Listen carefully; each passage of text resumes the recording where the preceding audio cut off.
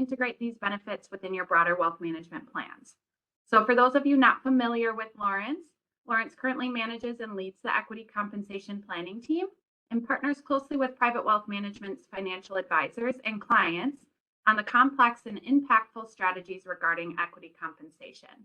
His expertise covers issues related to stock options, restricted stock, 10b5-1 trading plans, and other regulatory topics related to securities law.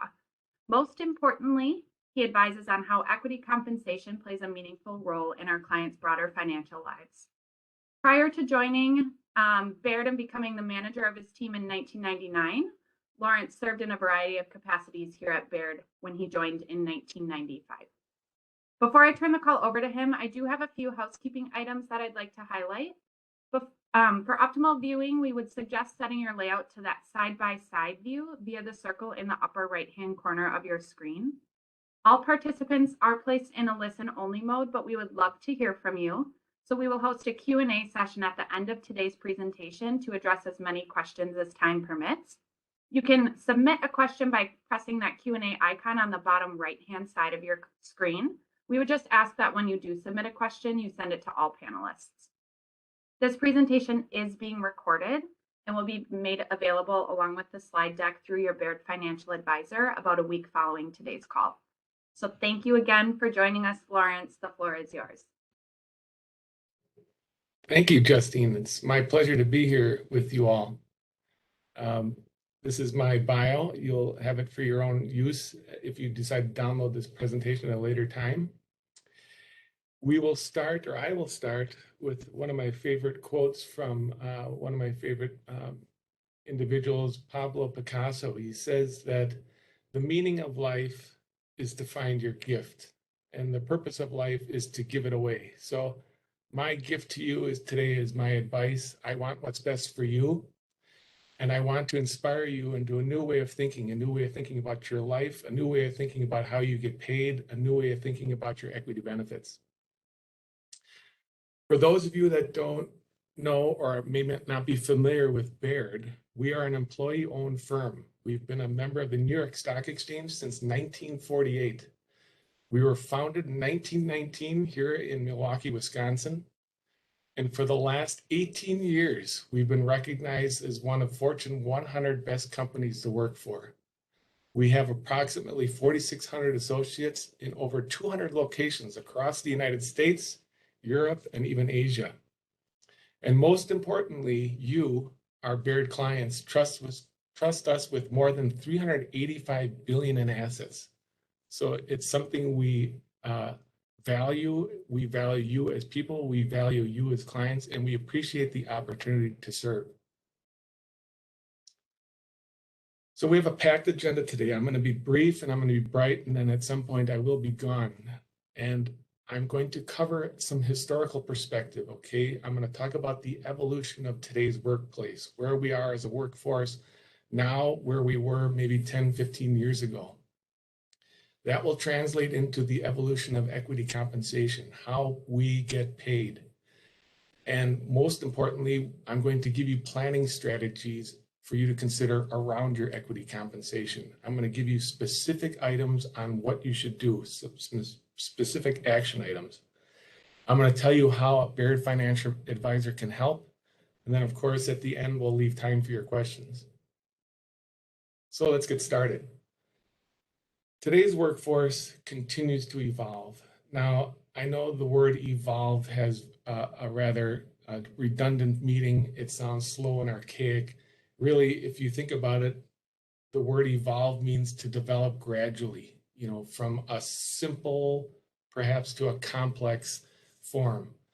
So as it pertains to equity compensation, it's evolved a little bit faster than the word implies, in that in years past, equity compensation was granted to a very few, okay? I'm talking the C-level employees, the CEOs, the CFOs, and so forth, and even board members. Very small, distinct group of people used to receive, and still do receive, equity compensation. But today, we're seeing that equity compensation is granted to a wider range of employees. More women are in leadership positions. We're talking young people, we're talking middle-aged, we're talking older people. More people are granted equity compensation than ever before in the past. And what's key to that is, yes, more participation, more participants, but also today's compensation practices are way more than monetary wages. They're in addition to your salary, they're in addition to monies. I'm talking about equity, stock options, restricted stock awards, restricted stock units, and so forth. But now today, in addition to equity, they're trending more towards a holistic offering. And I'm talking about services. People are asking for, demanding, and receiving more robust healthcare as part of their equity compensation. They're receiving services around elder care and parental care. We're seeing robust services and asking and needs for child care. For those who are born with, have a child that was born with special needs, we're asking for special needs care. People more so today than ever in the past are asking for health and fitness coaching. They want to take care of themselves physically. And physically, they're saying, look, we need either on-site or off-site or some way of reimbursement for taking care of ourselves physically, and they're receiving it. On the flip side of the physical part, we're also seeing that people are seeking better health. They're seeking mental health services.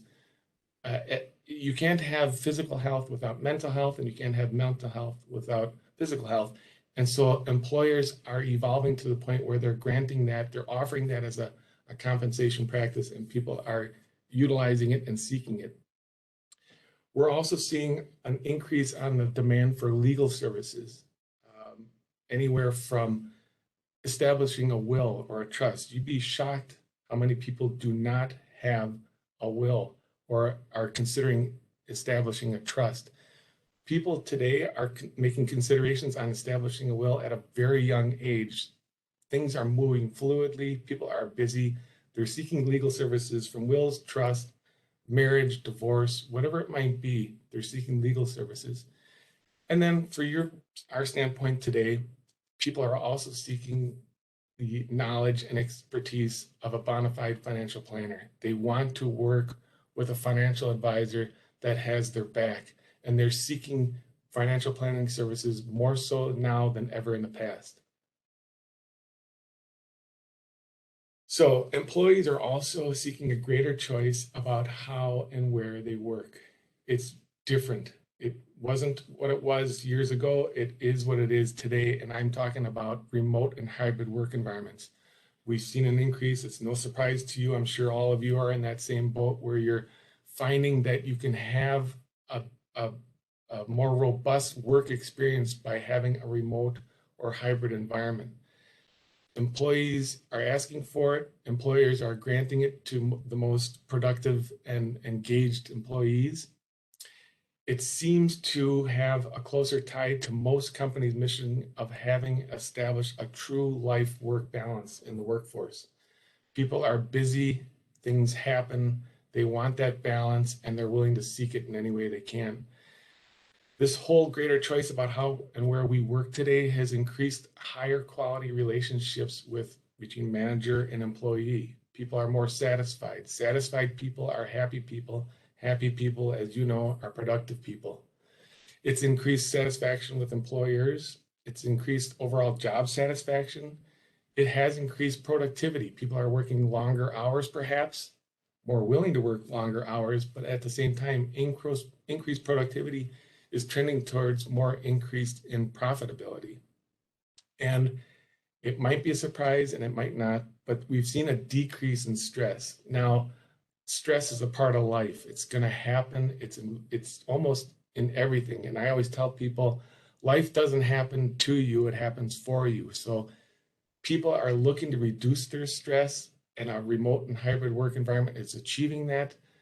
The greater choice about how and where people work has really decreased stress on the balance. So it's been a positive experience on the whole. So it might not be a surprise to you, y'all, because you're here. You want quality of life and you want financial wellness. And more people today are determined to improve the quality of their lives. Part of that quality is determined by where and how they work. They want We want a best employment fit, and we're willing to have sacrifices, make sacrifices about where we work and higher pay to improve that quality and to give us greater flexibility. So we've seen a dramatic shift of people that are willing to have that best fit. They all feel that life is short. We know, we hear that all the time. It's true. You're not guaranteed beyond 1 second at a time. So people are willing to make a best employment fit decision, even in lieu of higher pay, just for that greater flexibility and overall quality. And more importantly, perhaps, people are taking the necessary steps to improve their financial lives. They're realizing life is short. You're realizing life is short. We all do. Sometimes it takes a monumental event like a pandemic to really shake that awareness. But in turn, we're reducing debt, right? We're reining things in.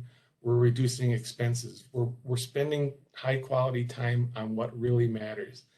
And on the flip side of that, we're willing to start working with a financial advisor.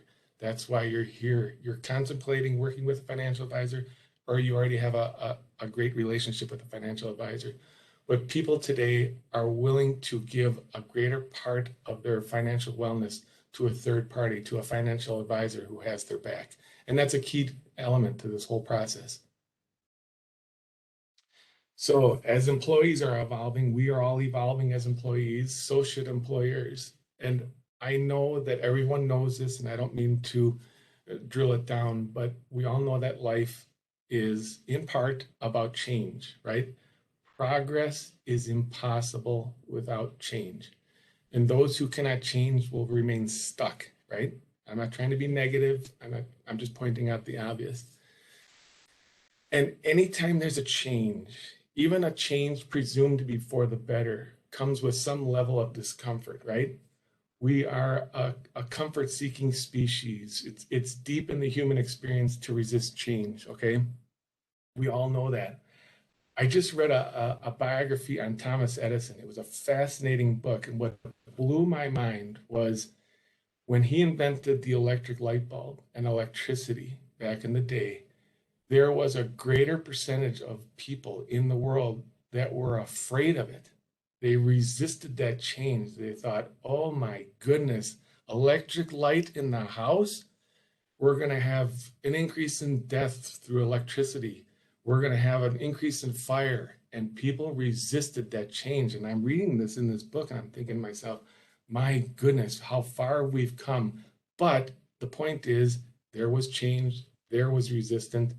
As much as it was for the better, as we all know now today, people resisted it. And so this whole pandemic that we just went through was another instance of change. Can you adapt? Can you get through it? Can you see the positive in it? And as we are evolving and thinking about our lives and where we should be and where we should go, our employers are too, and they're exploring new ways to attract engaged, productive, and dedicated employees, and they're doing it through equity compensation.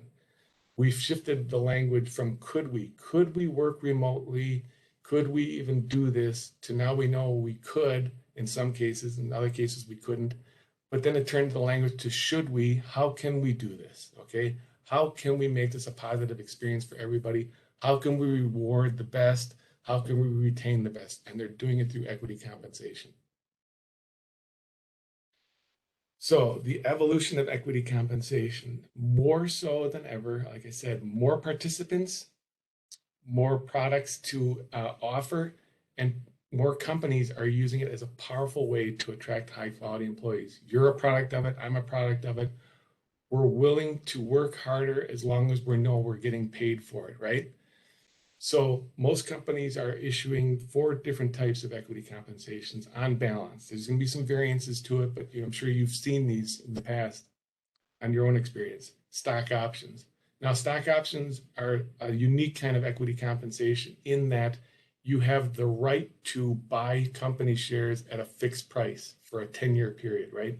So you have to buy those shares in order to participate in their growth or their benefit, right? Unlike a stock option, which fewer than 38% of companies today issue them, unlike a stock option, we have 3 others: restricted stock, RSUs, which are restricted stock units, and RSAs, which are restricted stock awards, and performance shares. Those three items are literally given to employees. You probably have them in your own portfolio. They're given to you as a way of rewarding you for your productive behavior, and they're a way of retaining you for future generations, right? They're wonderful things to have. They're involved in almost every offering that is out there in both private and public entity benefit awards. So equity compensation in new organizations. New organizations, as you probably know, private companies lack cash. Some publicly traded companies lack cash. So when companies lack cash, they are unable to pay a great salary or a meaningful salary to their employees because they lack that cash wherewithal. And so they're using equity compensation to say, look, we value you. We can only pay you X, but you're going to have some upside potential participation in our company stock by us granting you stock options, restricted stock awards, and so forth. So while they lack cash, they're making up for it in equity compensation. And I'm going to tell you this, you probably know this already, but it's important for you to absolutely know that there are things out there that can augment your salaries and your livelihood, but also give you tools to ask for. When you go through your annual review, ask for what forms of equity compensation that you can receive.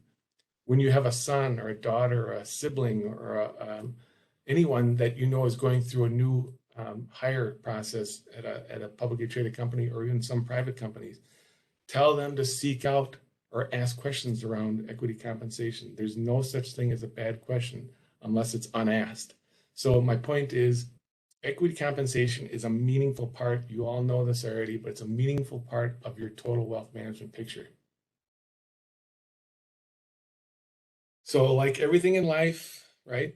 Everything in life has unique characteristics. We're all different. We're not the same. We all have different circumstances. And the same goes for equity compensation. With equity compensation, there's going to be unique rules.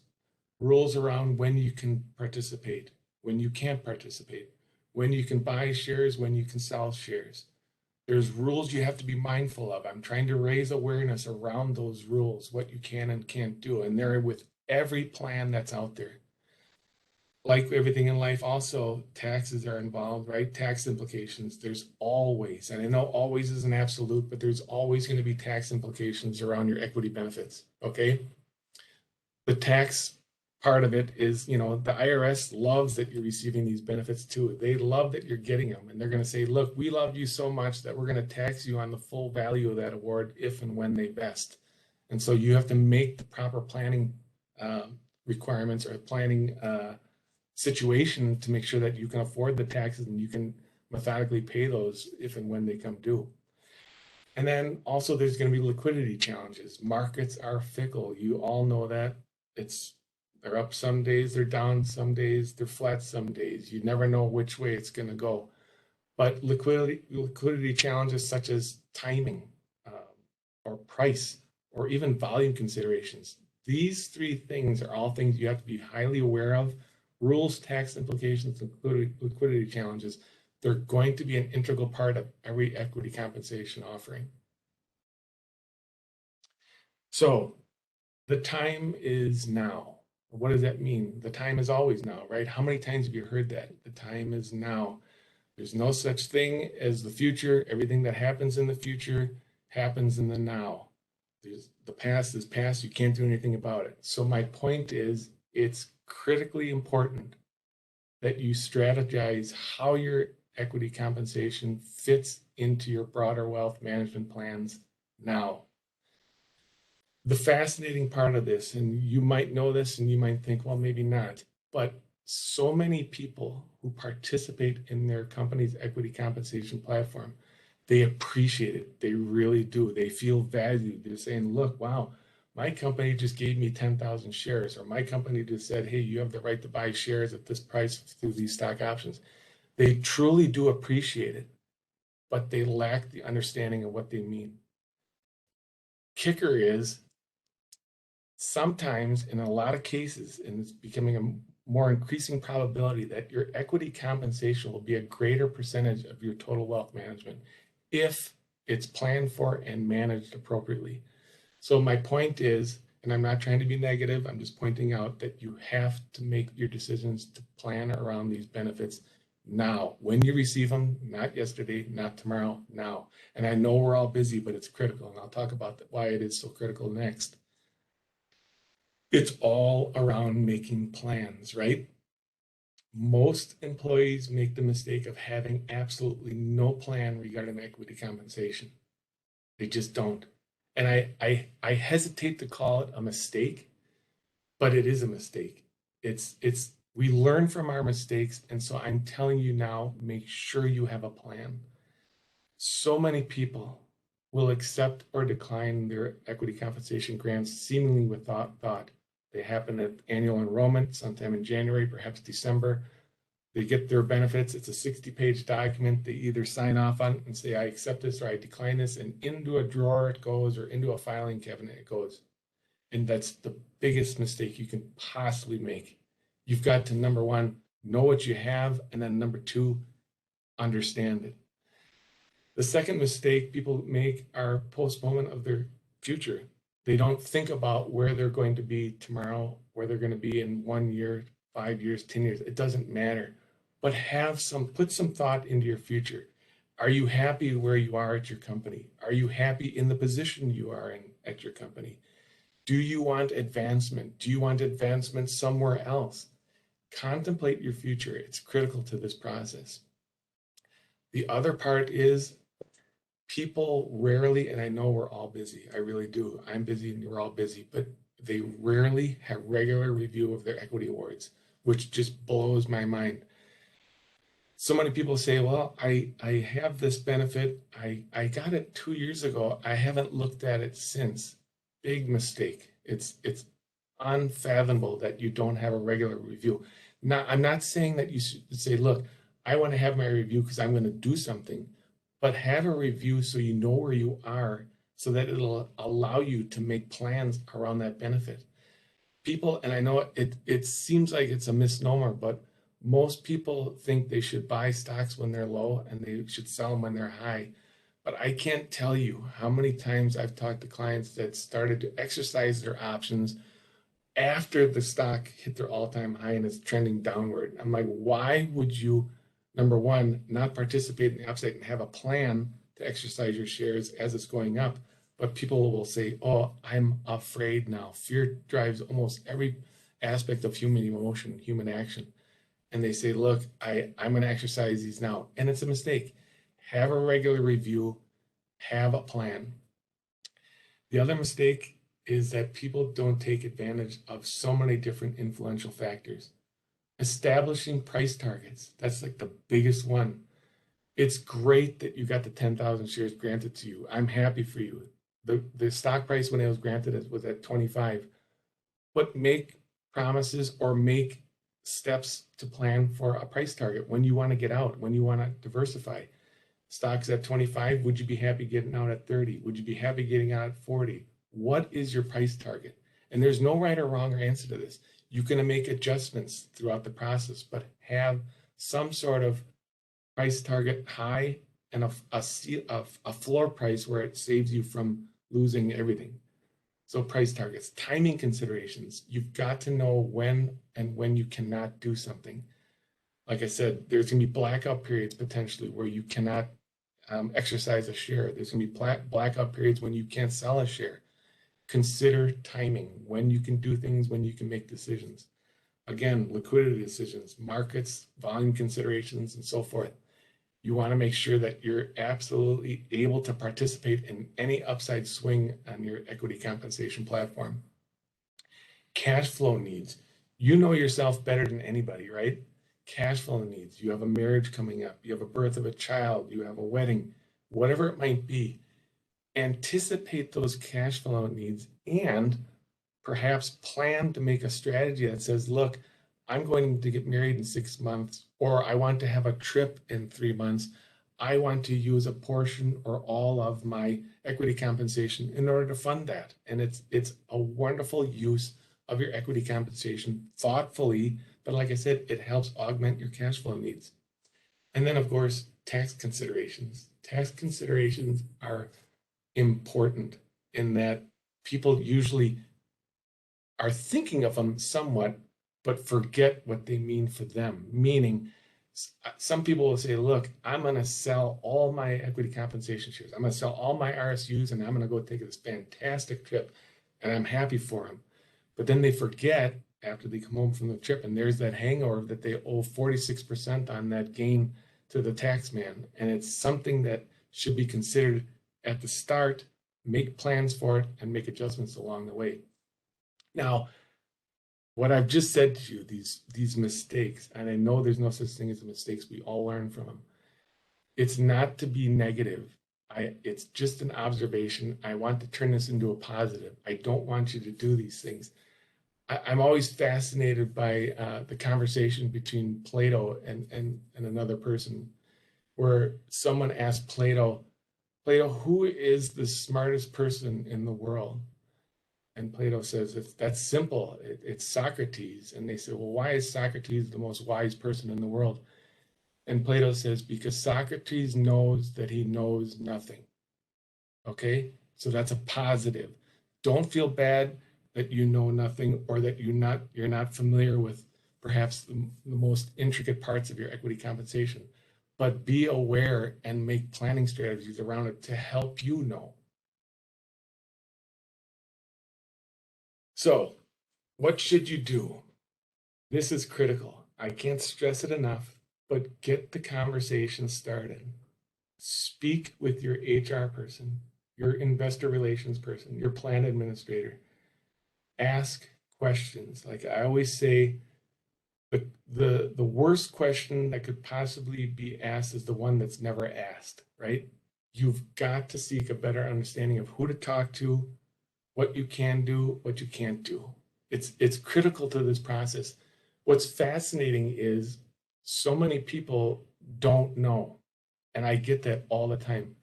Who's your plan administrator? I don't know, or I'm not sure. It drives me nuts, and it drives me nuts in a good way where I'm thinking to myself, I want you to switch that conversation from an I'm not sure, or I don't know, or I believe. I don't want you to believe. I want you to know. And you should know who to speak with, who to talk to, what you can and can't do. It's critical to this process because there's going to come a time when you're going to say, look, I want to exercise a share or I want to sell a share. And if you don't know the process, you could miss out on some really nice upward movements in your stock and you'll be left high and dry because you didn't know. So my point is, I want you to know. If I could give you any advice beyond that, I would ask that you ask for a fax document from your HR person, your plan administrator, a frequently asked questions document. Those documents, everybody has one. Everybody has one. They're chocked full of very meaningful and valuable information. It will answer a lot of your questions about what you can do, the process and so forth, but it might also raise new questions around that are specific to you. So seek better understanding of who to talk to and ask for a fax document.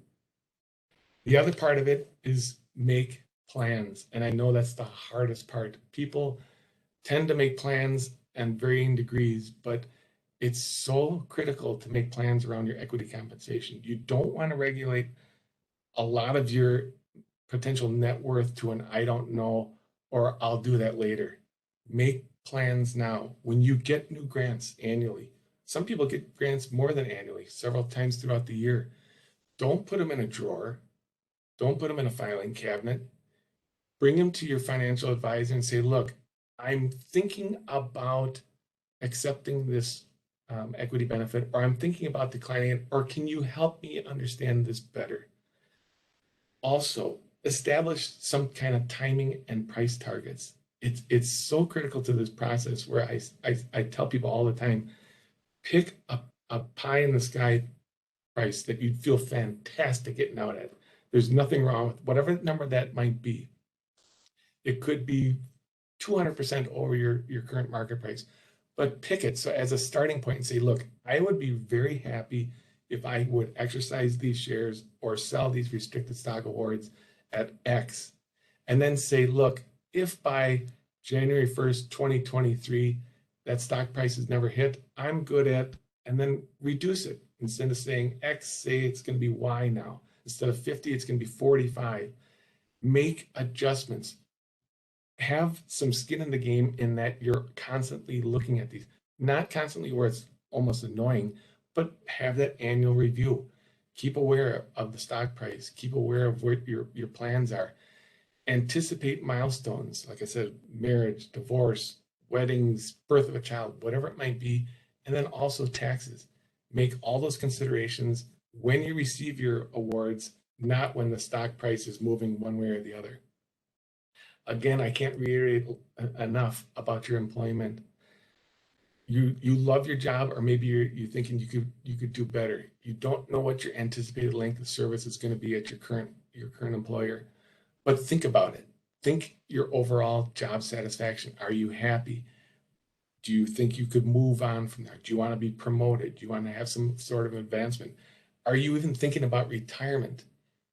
Even a termination event, with or without cause, is something that you should plan for. I had a client some months back that loved his job. He really did. He told me, he said, I'm considering making a change, and I did make a change. I put in my 2 weeks notice a week ago. And I said, that's fantastic. Happy for you. And he says, yes, I want to make sure that my equity compensation will be portable to my new job or to my new financial practice. And I said, well, let's take a look at it. He put in his 2 week notice. And I looked and he had all in the money stock options, right? They were all worth something, all vested, but unexercised. And I said, well, you really should exercise these options so you become a shareholder and take advantage of that in the money value that you currently have. And so he went back to his plan administrator and she said, oh, sure, you can exercise those. Yes, they're in the money, they're vested. Your window will open on April 1st. And he said, well, I, as you know, put my 2 week notice in a week ago, and so I'll be gone by April 1st. And then she says, well, unfortunately, you're going to forfeit that growth. You're going to forfeit that benefit. And he did. And it's something that was totally avoidable had he planned. He knew he might have been looking for other employment. He knew he might be looking for other advancements. He should have looked at his benefits and said, look, if I do make that decision, how can I best take what I have currently in my favor with me? And he didn't. So again, these are things you should do. Talk, speak, ask questions, elevate your understanding. It's critical to this process. Now, this is how Baird can help. A Baird financial advisor can assist you with this process, can assist you with your financial goals regarding your equity compensation through what we call an equity compensation review. An equity compensation review can help direct your next steps. It's a summary piece that can give you your 60-page documents, your 60-page grant agreements. We can summarize it into a 3 or 4 or 5-page, whatever it might be, summary of what steps you can take in order to secure your most successful financial future. So involve a Baird financial advisor. An equity compensation review is especially valuable for those of you who've been recently employed with a publicly traded company. You're starting a new job, you're getting your benefits, you're kind of drinking from a fire hose about things that are coming your way. You might not be sure what you're accepting or what you're declining, but it's one of those things where it's like, it's okay. You're going through a lot of change right now, but if you're recently employed, have an equity compensation review to make sure that you understand what you're receiving and that you make the critical decisions about how to achieve the most out of those, okay?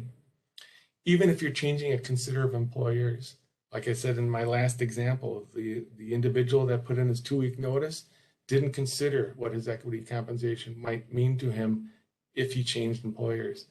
Make sure you know what can happen and what can't happen if you're considering a change of employment. even a change of employment status, you're getting promoted or you're taking a sabbatical, whatever it might be, have an equity compensation review.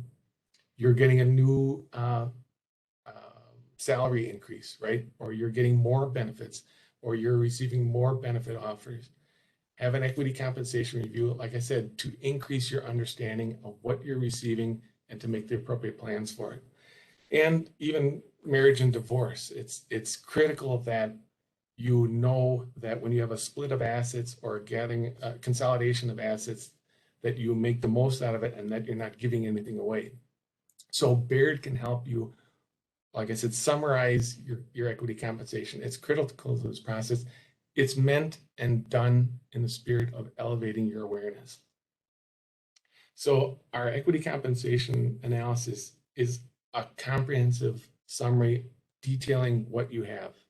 It's very simple. We tell you you have so many stock options, you have so many RSUs, you have so many RSAs, whatever it be. We detail what you have, what they mean to you from a financial wellness standpoint. We give you the tax implications around each benefit, things for consideration.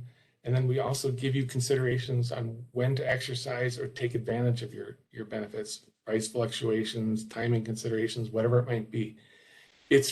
We make recommendations to make sure that your equity compensation is included in your broader wealth management portfolio. It's a critical part of the process. And like I said, it's an often overlooked part of the process. So in summary, we're going to close here with your action items. I promised them to you at the start, and I'm going to deliver them to you now. But the key to this whole process is for you to elevate your understanding of what equity compensation you have. Organize your compensation materials. I can't tell you enough how important it is to organize your materials, your grant agreements, your plan administrative statements. I always tell people, I'm like, I'm a manual reader, right? I get a new product and I read the manual. I read it from start to front. I mean, if there was a manual on how to breathe, I would read it before I did it, I swear. But you'd be surprised. I think it's fewer than 10% of the world population read manuals. Nobody reads manuals. And the kicker to that is you'll have no idea how something works or how beneficial something might be if you don't understand it. So get a better understanding of your equity compensation. Utilize it by organization, utilize it by using Baird's equity compensation analysis. Seek the assistance of a Baird financial advisor. That's critical to this process. I know we are so busy and some people think they can do it themselves and some people can do it themselves, and I applaud them for that. But if you want the trust and bona fide advice of a solid Baird financial advisor to assist you in that process, it's critical to this whole process. And like I said, the time to make plans is now. Don't wait. Don't wait until X happens. Don't wait until this. People tend to talk amongst each other about how to do things. Don't rely on anybody else that might not know. Like I said, I want you to know. And it's important that you do know. And keep the conversation going. Plan on regular follow-up. There's nothing wrong with, even if you take no action, have a regular conversation with your Baird financial advisor. Hey, I think it's time for my annual review of my equity compensation. Or I'm thinking of making adjustments to my equity compensation price targets. Or what do you think of this? It's a conversation. We won't know unless we know what you know. And like I said, nobody's a better advocate for yourself than you. You know exactly what you want, and we're going to help you get there. And like I said, in closing, seek information to deepen your knowledge. I don't want to hear I believe. I'm not interested in beliefs. I don't want to hear I'm not sure. I don't want to hear I don't know. What I want to hear is I know. And we're going to help you get there by helping you through your equity compensation analysis and giving you a solid plan for your financial future. So that leaves time for some questions. If you do have questions, I'd be willing and happy to answer them for you if that's possible. Yeah, thank you, Lawrence. Appreciate your expertise here. And I will just remind the group, if you do want to ask a question, you can do so via the Q&A icon on the bottom right-hand side of your screen. Lawrence, I do see that there is one in here. So if you want to go ahead and get started. Yeah, thank you so much. I see one question. The person says, my company uses another brokerage firm for their plan administration. Can I still use Baird for the equity compensation analysis? Absolutely fantastic question.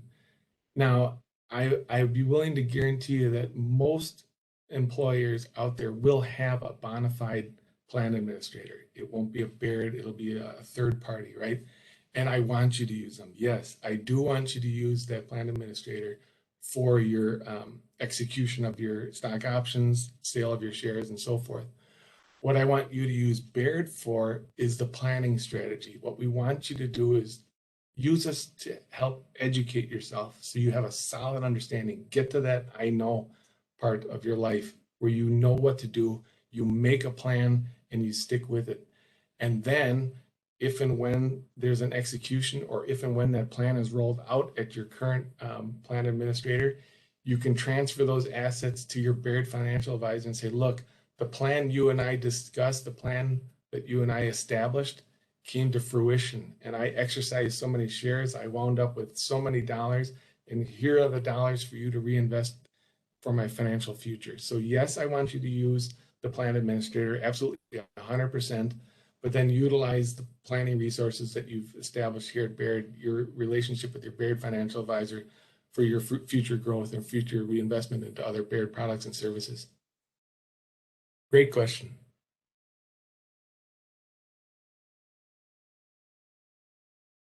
Let's see here.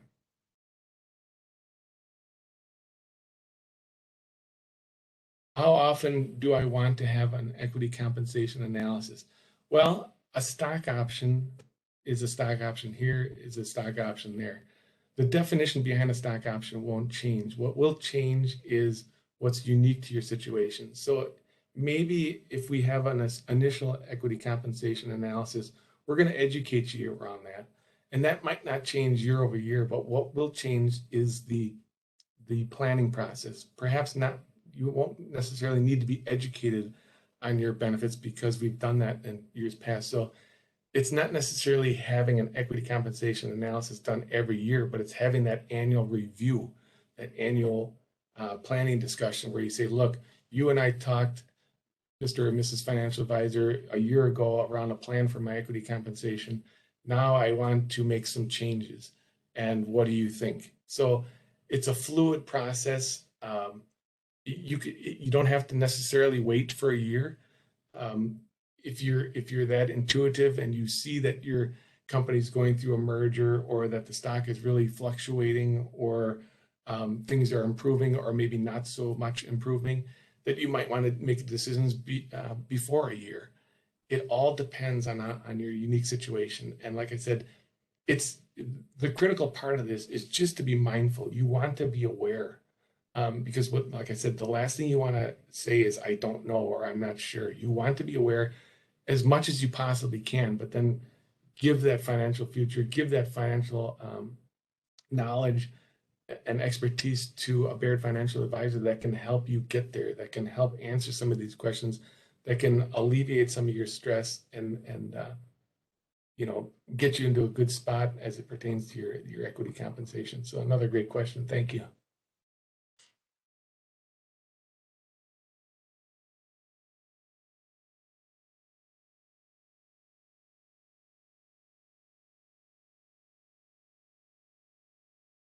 I don't see any more coming in, Justine. Maybe we can, if you do have any other questions, obviously just reach out and I'll get to them as best I can.